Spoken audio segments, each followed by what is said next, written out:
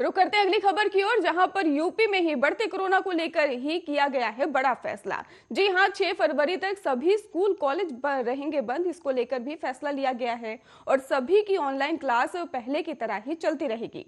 आपको बता दें कि यूपी में ही 24 घंटे में कोरोना के 8,000 केस मिले, जिसके बाद यह फैसला लिया गया।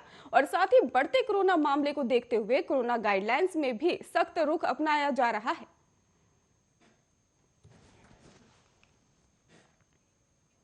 दिल्ली के बुराड़ी इलाके में ही रहने वाले 11वीं की छात्रा का अपहरण करने के बाद हत्या कर दी गई। अपहरणकर्ताओं की साजिश छात्रा के पिता से ही 10 लाख की फिरौती मांगने की थी, लेकिन जैसे ही उनके पता चला कि मामला पुलिस के पास चला गया है तो आरोपियों की फिरौती नहीं मांगी और पुलिस ने इस मामले में 2 लोगों को गिरफ्तार कर लिया है। और इनमें से एक आरोपी पीड़ित छात्रा का दोस्त बताया जा रहा है। और आपको बता दें कि पुलिस का दावा है कि आरोपी ने ही छात्र से दोस्ती भी सिर्फ इसी लालच में की थी। छात्र ठीक ठाक परिवार से है और अगर उसे अगवा किया जाता है तो उसे छोड़ने की एवज में ही उसके परिवार वाले अच्छी रकम दे सकते हैं। ये पूरी साजिश बॉलीवुड मूवी अपहरण देखकर ही रची गई थी।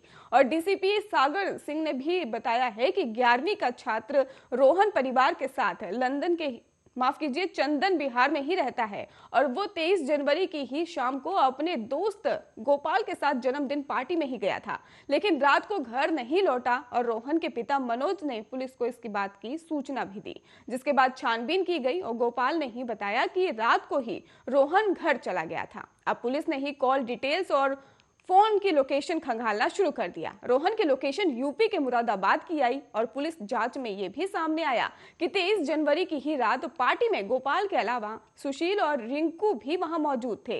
रोहन के फोन की लोकेशन मुरादाबाद के आसपास की शहरों की ही बताई जा रही थी और पुलिस ने रिंकू और सुशील की फोन पे ही लोकेशन भी चेक किया तो पाया कि रोहन की लोकेशन इनकी लोकेशन से मैच कर रही है। जांच में यह भी सामने आया कि रिंकू और सुशील लगातार गोपाल से ही संपर्क में है और पुलिस ने ही गोपाल से सख्ती से पूछताछ की तो उसने फिरौती के लिए अपहरण कर हत्या की बात को कबूल कर लिया और पुलिस ने उसकी निशानदेही पर ही घर से रोहन का शव 25 जनवरी की रात को ही बरामद कर लिया। फिर पुलिस ने ही सुशील को गिरफ्तार कर लिया।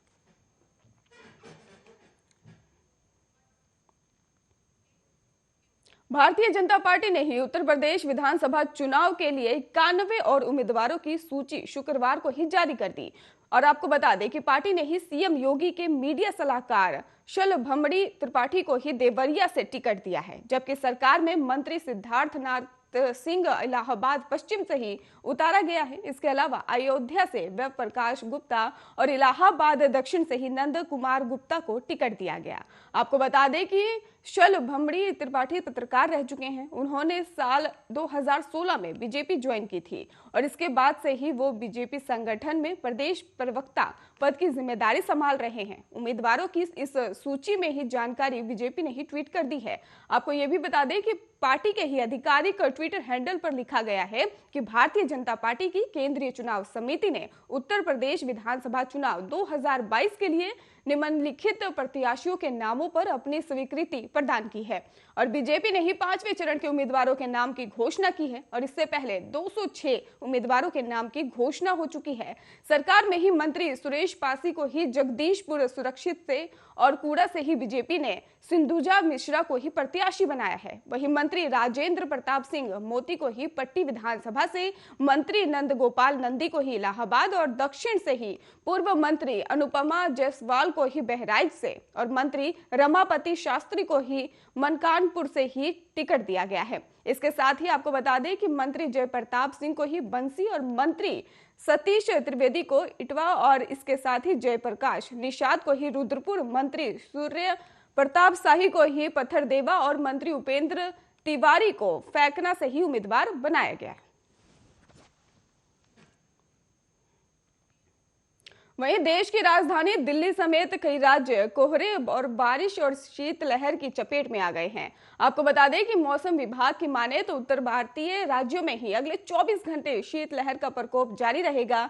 वहीं मौसम विभाग का कहना है कि कई क्षेत्रों में भारी बारिश का भी अनुमान जाहिर कर दिया है। इसके साथ ही आपको बता दें कि पश्चिमी हिमालय क्षेत्र में 2 से 4 फरवरी तक बारिश समेत ही भारी बर्फबारी हो सकती है। और इसके साथ ही दिल्ली की बात करें तो मौसम विभाग का मानना है कि इस पूरे सप्ताह राजधानी में बारिश नहीं होगी, लेकिन हवा की वजह से ही ठिठुरन बढ़ने की संभावना है। आईएमडी ने कहा है कि यहां पूरे सप्ताह मौसम साफ रहने के साथ सुबह और शाम को ही अधिक ठंड होने की संभावना जताई गई है। हालांकि दिल्ली में ही 6 फरवरी को हल्की बारिश होने की संभावना है। वहीं मौसम विभाग का कहना है कि बहुत हल्की बारिश या बूंदाबांदी की संभावना के साथ ही आसमान में ही आंशिक रूप से बादल छाए रहेंगे। फरवरी की शुरुआत में ही अधिकतम और न्यूनतम तापमान 20 और 10 डिग्री सेल्सियस रहने की भी संभावना है। पहाड़ों में हो रही बर्फबारी का असर पूरे उत्तर भारत में देखने को मिल रहा है। आपको बता दें कि उत्तर प्रदेश कोहरा और शीतलहर की चपेट में बना दिख रहा है। हालांकि आज राजधानी लखनऊ में अधिकतम तापमान 18 डिग्री तो वहीं न्यूनतम तापमान की बात की जाए तो 20 डिग्री के रहने का अनुमान है। उत्तर प्रदेश के कई जिलों में ही लोग धूप का आनंद उठाते भी दिख रहे हैं और प्रदेश में 8 से ही 10 किलोमीटर प्रति घंटे की रफ्तार से पछुआ हवा का भी प्रभाव है और इसके साथ ही उत्तर पछुआ हवा भी बह रही है। और ऐसे में ही पटना मौसम विभाग ने प्रदेश में ही येलो अलर्ट जारी कर दिया है। पटना समेत बिहार के ही 18 जिलों में कोल्ड की स्थिति के आसार हैं और प्रदेश में अगले 3 दिनों तक ही शीतलहर जैसी स्थिति बनी रह सकती है और राज्य में 2 से ही 3 दिनों का न्यूनतम तापमान सामान्य से 10 डिग्री नीचे रहने की भी संभावना है।